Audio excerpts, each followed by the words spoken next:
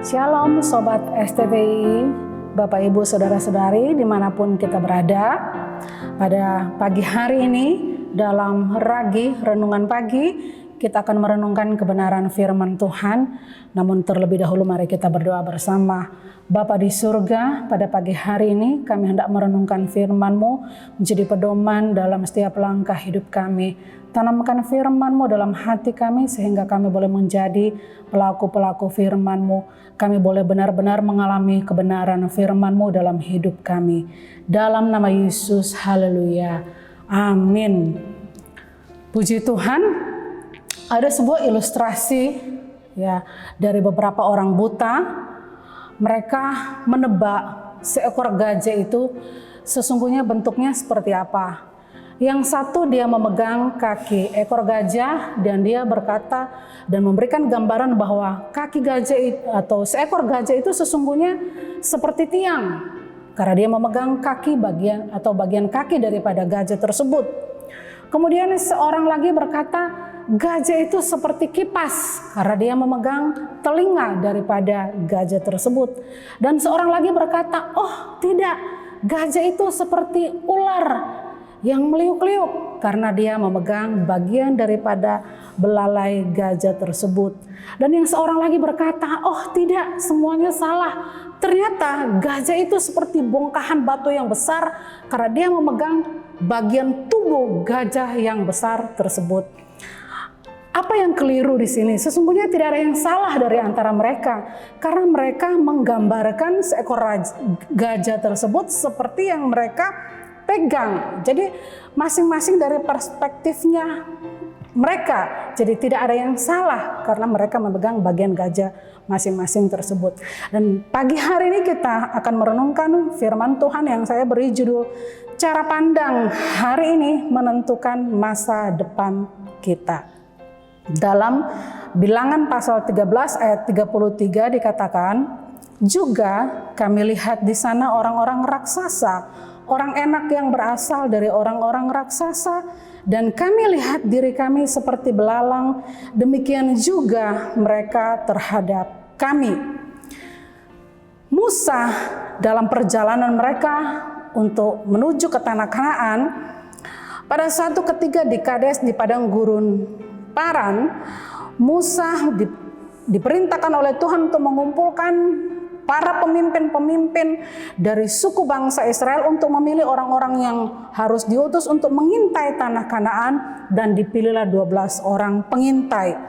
Dan setelah 40 hari 12 pengintai ini pergi, mereka membawa pulang laporan yang 12 orang membawa laporan hasil dari apa yang mereka lihat dan cara pandang dari 12 atau 10 pengintai ini berbeda dengan 2 pengintai lainnya. Yang pertama, cara pandang mereka, cara pandang yang buruk dalam pasal 13 ayat 22 dan sampai 33. Di sana cara pandang mereka mengatakan ada fakta yang mereka lihat memang negeri ini berlimpah susu dan madunya ayat 27. Mereka berkata tidak ada jalan masuk sebab bangsa itu kuat. Kotanya berkubu dijaga baik di gunung, di laut dan di sungai. Namun mereka berkata, kita tidak dapat maju menyerang bangsa ini. Jadi tidak ada jalan, tidak ada solusi. Dan kami lihat diri kami ini seperti belalang. Mereka raksasa. Ini cara pandang buruk yang 10 orang pengintai laporkan. Dan cara pandang yang buruk ini dampak negatifnya luar biasa. Mereka tidak bisa masuk menduduki atau menikmati janji Tuhan. Dan cara pandang yang berikut dari 2 orang Yosua dan Kaleb, cara pandang yang baik. Mereka berkata bahwa negeri yang kami lalui itu diintai itu adalah luar biasa baiknya, ya. Dan kita akan maju menduduki negeri itu sebab kita pasti akan mengalahkannya. Dalam pasal 14, Tuhan menyertai kita dan jangan takut.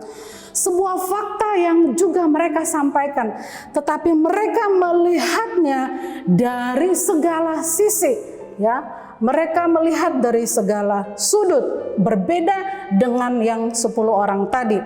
Ya, artinya fokus daripada janji Tuhan, penyertaan Tuhan itu menjadi fokus daripada Yosua dan Kaleb, dan dampaknya mereka menikmati janji Tuhan. Memang mereka punya fakta yang sama bahwa di sana berlimpah susu dan madu, orang-orang raksasa itu sulit untuk dimasuki secara manusia. Tapi Yosua dan Kaleb punya cara pandang yang berbeda yang akhirnya menentukan masa depan mereka. Mereka melihat memang faktanya seperti itu. Tetapi kalau kita melihat dari secara keseluruhan, kita punya Tuhan yang akan menyertai kita. Kita bersama Tuhan, kita pasti bisa menikmati janji Tuhan. Tuhan pasti menyertai kita. Kesimpulannya bahwa cara pandang yang buruk, mentalitas yang buruk, yang fokusnya hanya pada keterbatasan kita, yang fokusnya hanya pada kelemahan kita, pada persoalan kita, pada tantangan kita, itu akan membuat kita jauh dari janji Tuhan.